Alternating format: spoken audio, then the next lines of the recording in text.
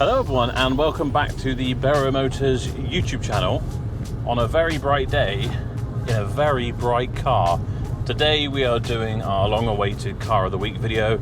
Apologies if you subscribe to the channel expecting one of these every week, because that's what I said would happen, and I have let you down because we've missed a couple just due to being very busy. The good news is that these will be coming more regularly. The whole reason that I have been busy the last couple of weeks is ensuring that we have the capacity to bring you these regularly, as well as all the other offerings that we have on our main YouTube channel, Shifting Metal, and Shifting Metal 2.0, where we do podcasts. So if you want an insight into the car dealer world, you can watch and listen to that as well. But that aside, the excuses put to bed, we are in this very cool car.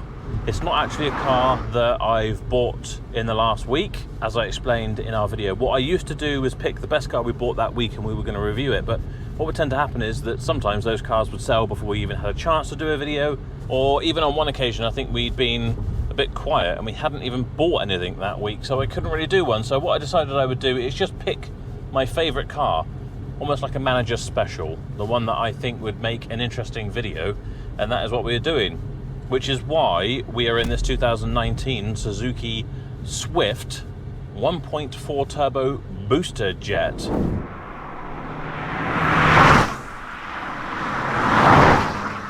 It is a very funky thing indeed, in fluorescent yellow. It's a very nice yellow actually. I mean, it is kind of Asbo yellow. It's offensively yellow, but I quite like it, and it is very well contrasted against the kind of carbon effect bits and pieces on it, extras.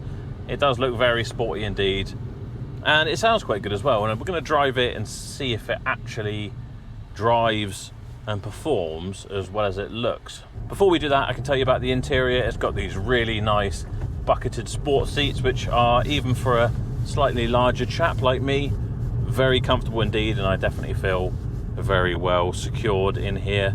Got a very nice modern steering wheel, kind of flat bottomed. I can see, judging by the buttons, that we've got cruise control, lane deviation, we've got our Bluetooth connection, we've got a multitude of buttons on here really. You probably need an instruction manual to figure out what all of them are, but once you have them there. We've got a very nice infotainment screen in the middle, which, if I touch that, does show us a very modern looking sat nav as well, which you'd expect, I suppose. This car is only 5 years old, but everything is very nice and responsive and looks quite simple to use, which is exactly what you want from a touchscreen infotainment system. You don't want to be going through menu after sub menu. You just want to be able to press the buttons and get what you want. That's quite why I like an iPhone, because it's simple buttons for a simple man. For a very bright and sunny day, I am being very effectively cooled by the very nice onboard climate control. It has got an air conditioning button. It has got a nice little LCD display in the middle. It looks like it's going to be, you know, kind of digital, which it is, but it does still have the manual adjustments for temperature and fan speed and all that sort of stuff. So it's still very tactile, and, you know, it works as you would expect it to, which again is exactly what we want. We don't want weird touchscreen things that are complicated. It allows us to stay focused on the driving experience, which this does feel pretty nippy just about town. And I noticed that our LCD display in between our instrument cluster shows us our torque and power on like a pie chart tachograph type thing, which is quite interesting. I feel like that would keep you quite entertained. We can also have a boost gauge in the middle as well, which tells us how much boost we're using from our little snail on our 1.4 turbo engine. We've got fuel economy, which tells me that averaging so far, I guess on this journey, is 36.4 miles per gallon, which is quite impressive. And in fact, for a very small engine, it is efficient as you'd expect, despite the turbo. I think this will do around 50, low 50s on the motorway, let's say. And I think, you know, 36 to 40 is going to be reasonable to expect if you are driving sensibly. It's got a lot of cool features on this middle screen actually. We've got a clock, we've got distance to empty. Looks like we've got a G meter as well, so you could, if you were going on track with this thing, you could try and get that as high as possible, but don't recommend doing it on the road. We're back to our power and torque. Then we have an acceleration bar, which, oh, okay, so it comes up like a line graph. It shows you at what points you're accelerating and what points you weren't. Very fancy indeed. Then we've got oil temperature and our odometer, which tells us this car's only covered 25,000 miles. And you can tell because it is in incredible condition. You can tell why these Swifts are really popular. I mean, this one in particular as well, being the Booster Jet Sport, is very funky indeed. We've got really nice things inside. It's got all the kind of features you could possibly want, and it looks smart as well, but it's still practical. We've still got 5 doors, decently sized seats, and a good boot as well. It's just a really practical but fun car. You don't have to have a boring Astra, as is in front of me currently. If you want, you know, a family hatchback, this would tick all the boxes and provide you a bit of fun as well.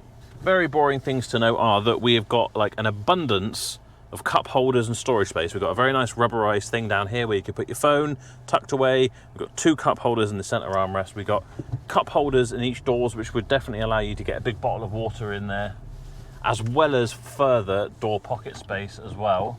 Then we have another cup holder back here, which could serve as your 5th cup holder, or potentially for the people in the rear if you like them and want them to stay hydrated. We've got a 6-speed manual, which is essential in this day and age, I think, especially on a small engine car. If you're going to be on the motorway, you want to have that 6th gear, just allow you to kind of cruise a little bit more without the engine screaming its head off. In very typical Suzuki fashion as well, we do have keyless entry and keyless start. Some people love it, some people hate it, but credit where credit's due, Suzuki seem to do quite a good keyless system. And actually, this is better than some of their older versions. On some of the older versions, you would have your fob, but you would still need to turn a kind of faux ignition. It would be like a kind of doorknob type thing. You would have to turn to start the car, and sometimes they could be a bit finicky and a bit of a pain, whereas this has just got a very nice, simple push button, which seems to work very well, as you'd expect of a 5-year-old car. Comfort for a car that is small, on big alloy wheels with kind of smaller tyres on it, making it look very sporty, is actually surprisingly good. The seats are comfortable. I mean, they are firm, but they don't feel like my bum is going to go numb after half an hour of driving in it. It definitely has a good bit of comfort to it, and the suspension isn't so hard that it's going to rattle out my fillings. The same can't be said of a lot of sporty hatchbacks. Some of them there's just no way I could face driving it every day, but 100% I could get in this and drive it every day with no issues about comfort at all. I'm going to try out the radio, see what kind of sound quality we get out of this, because that sometimes can be a letdown for Japanese cars.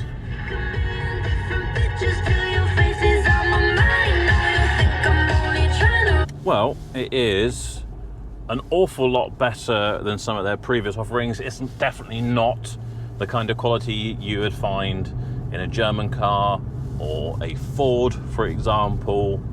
Kind of base quality just doesn't feel quite there, but it is still very good really. But yeah, there are better sound systems out there, I think. Another thing to note is that it is nice and quiet in here, but the exhaust does have a bit of a rasp to it. It does sound pretty good. I'm hoping we'll get the windows down in a minute and we'll give it a little blast and see how this thing sounds when you are giving it some welly.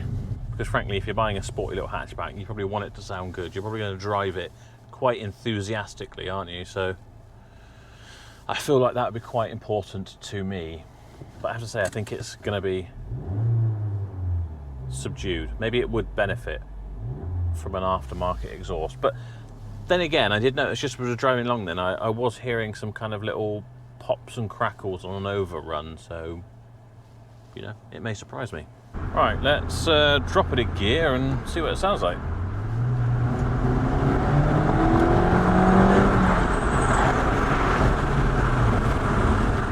It's very nippy, but there isn't an awful lot of exhaust note, I have to say. But it does feel very fun to drive. Oh, good God, the brakes are good as well. So, just a few facts to finish on for this car. It is insurance group 35D. It's £190 per year to tax, and it is completely ULEZ compliant, so you would not have to pay a nasty fee to drive this in some of our major cities. Overall, absolutely great car. I think there is everything to like about this. As I say, it's 2019, 25,000 miles, £12,500. I think that's a lot of fun for 12.5 grand. Let me know your thoughts in the comment. That will be it for this video. I hope you've enjoyed it. If you have, make sure you give it a thumbs up. Don't forget to subscribe. We will be back to doing these weekly on top of other things. Perhaps, if you're lucky, you need to be subscribed to make sure you get the notifications. Thank you so much for watching. I'll see you next time.